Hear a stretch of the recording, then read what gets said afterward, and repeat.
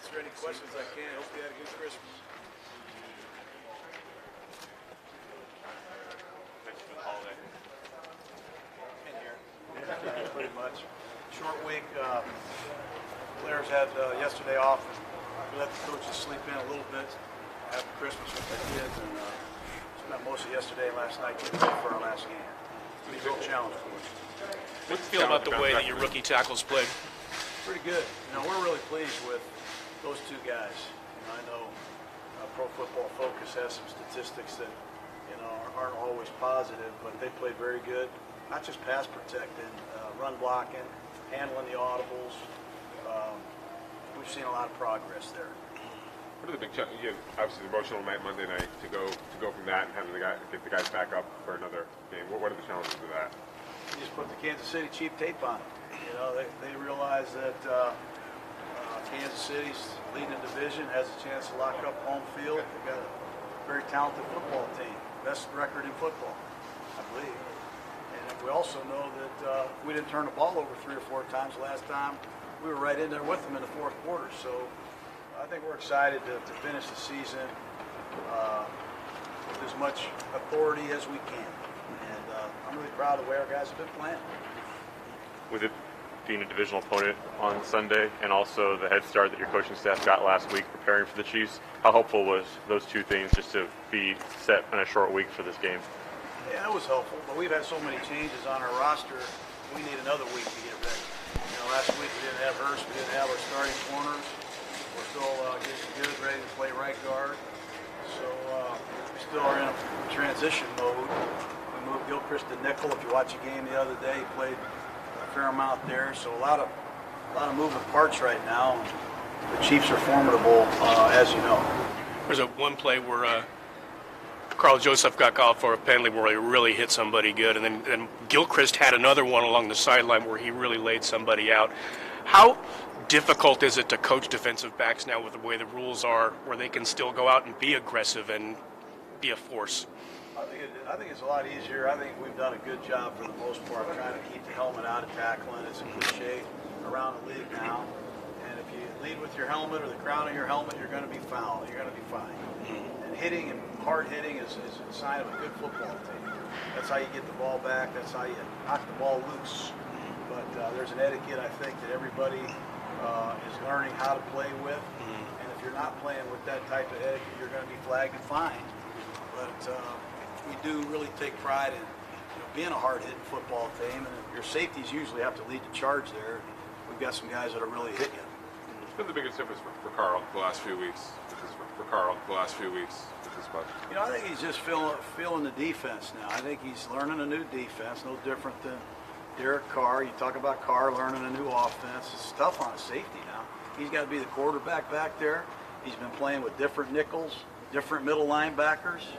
Hell, he's been playing with different D linemen, different corners that he has to communicate with. So, it's a transition period for him. But he has really accelerated in the last 4 or 5 ball games and become a real good player for us. What's the next step for him? He's got to keep improving, and we got to keep improving around him, much like we plan on doing with Derek and our offense. If you can get some playmakers in the middle of your defense and build around those guys, usually that's a good thing. I think today's the last day to decide on Donald. Is he officially? Yeah, he won't be playing this year.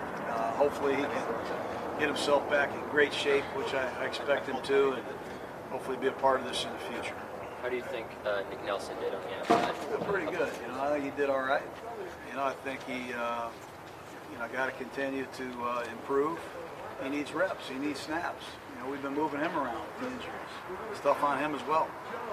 How would you just overall assess RTP's rookie season? Pretty good. I wish he could close the deal. He's got, I think, 1 sack, but he's had about 8 or 9 quarterbacks in the grasp. He's just got to be a better finisher when he gets home. And we do like his energy. He stands out to me in terms of rushing the passer when we're rushing. Your share of kickers. Does Carlson remind you of anybody, or what's he like, or how big a surprise has he been for you? He's my favorite player. Tell you what, for a while there, you don't know your kicker's name. You know, I know this guy's name. He's really making a name for himself. Long-range field goals, you know, different climates, you know, wet ball, high snap, low snap, on the road, cold weather. He's done it all for us. I don't think he reminds me of anybody. He's just tall. He's a long kicker. I just met his brother who was at practice last week. He's another up-and-coming tall kicker at Auburn. So we're happy we have him. He's clearly been one of the strengths of this team. The decision to relieve Tom Shaw of his duties midseason, why? Yeah, that's a personal matter. I'll just leave it at that. Tom's a good friend, really good at what he does. It's a personal matter, and unfortunately, we're going to have to go in a different direction, and that's something we're going to have to do when the season's over. Coach, I know you focus on the guys on your roster, but with him, you guys playing him this year, do you think Pat Mahomes is the MVP of this season? We haven't seen everybody. I don't know how you can't be the MVP after you look at his body of work as a first-year starter. Not to take anything away from Breeze or anybody else that's played at a high level, but you know, this guy's making throws that people haven't seen before.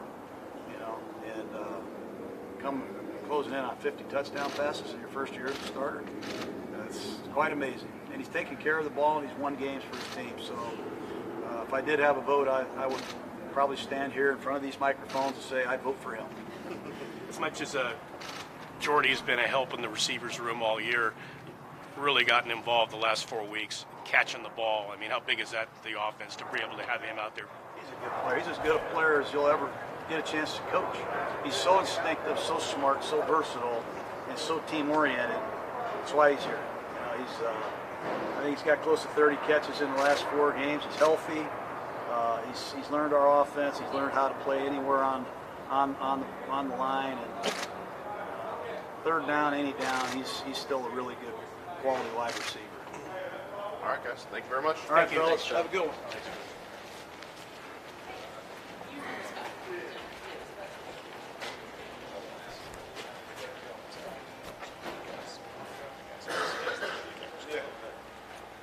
Hey, Adam, just remind me.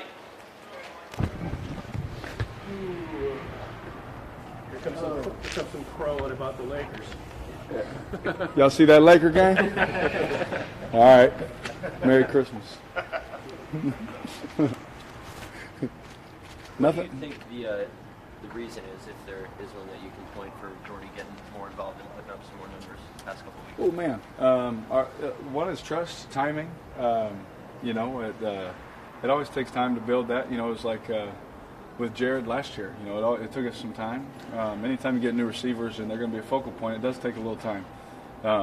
And I would say that especially when he came off his injury, you know, he was healthy and we had a lot of time on task. And you know, obviously I trust him. You know, he's a great receiver. So you know, I think that a lot of that has to do with once he got healthy and he was ready to roll. You know, it was really that Colts game where I felt we were ready to hit it rolling. You know, and then he ended up hitting his knee or whatever, and you know, he was out. But when he got healthy, just ever since then, he's a trustworthy guy that does things the right way, and usually guys like that, the ball ends up finding them. Derek, you guys are 3-3 now. You'll be 4-3 in your last 7, right?